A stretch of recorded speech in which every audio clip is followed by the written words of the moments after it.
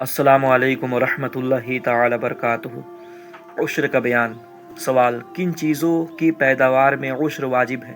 جواب: گیہوں، جو، جوار، باجرہ، دھان اور ہر قسم کے غلے، اخروٹ، بادام اور ہر قسم کے میوے، روئی، پھول، گنا، خربوز، تربوز، کھیرا، ککڑی، بیگن اور ہر قسم کی ترکاری، سب میں عشر واجب ہے، تھوڑا پیدا ہو یا زیادہ۔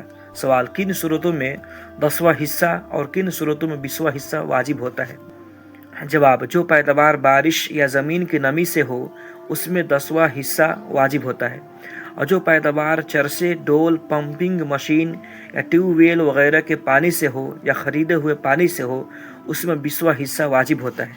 سوال: کیا کھیتی کے اخراجات، ہل بیل اور کام کرنے والوں کی مزدوری نکال کر 10واں 20واں واجب ہوتا ہے؟ جواب: نہیں، بلکہ پوری پیداوار کا 10واں 20واں واجب ہے۔ سوال: گورنمنٹ کو جو مال گزاری دی جاتی ہے وہ عشر کی رقم سے مزرہ کی جائے گی یا نہیں؟ جواب: وہ رقم عشر سے مزرہ نہیں کی جائے گی۔ سوال: زمین اگر بٹائی پر دی تو عشر کس پر واجب ہے؟